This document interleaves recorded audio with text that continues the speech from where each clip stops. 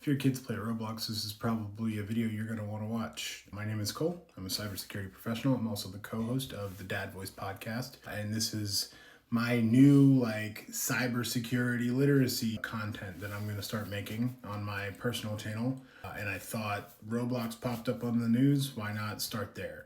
And I know a lot of parents do get concerned about Roblox, reasonably so. It's in the news a lot. And lately, Roblox has taken a very uncomfortable position for most people, especially parents, against banning predators. So I thought, as a parent with a child who does play Roblox, I thought I would share some information I know about how to lock it down and how to make your life a little bit easier and help you sleep at night by teaching you how to just make sure everything is nice and secure for you and your family. The first thing I think should be addressed is the fact that your kids can chat with strangers in the game. If you didn't know that, you should definitely be aware of that.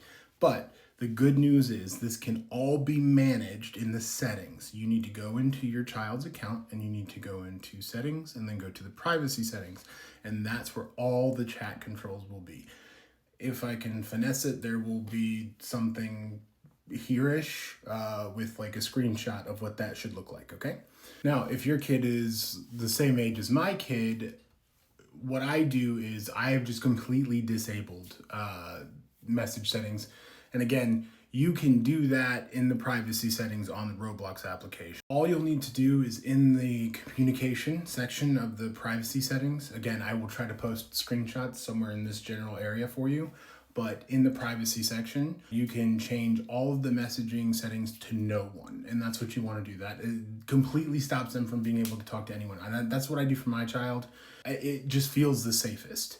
So I definitely recommend that, especially if you have elementary school or middle school aged kids. Once they get a little bit older and they have their own autonomy, allowing them to talk to people is something that they'll probably want you to do. When we get to that point, or, even if they're a little younger and they say, hey, I want to be able to talk to my friends, you can still have those important conversations and explain to them, because it's not just, the one thing that people need to understand is it's not just child predators. There are a lot of those on there. Obviously, we don't want to diminish that. We need to be aware of that.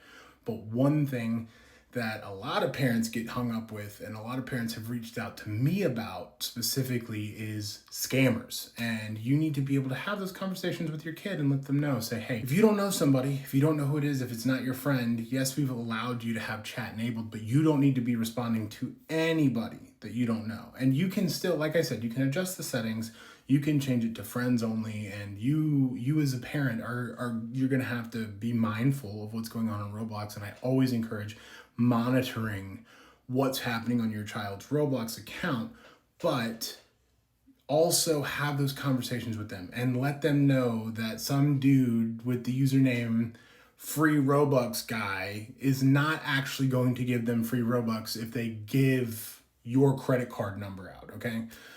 Have those conversations, let them know what to look for, and go ahead and instill that sense of, awareness in them. It's very important to do things like that. Just the last thing to teach them is, if it sounds too good to be true, more often than not it is. And make sure that they understand that they shouldn't be giving out personal information. If someone knows them personally, if it's their friend from school, they're going to know their name. They're going to probably know the general town they live in.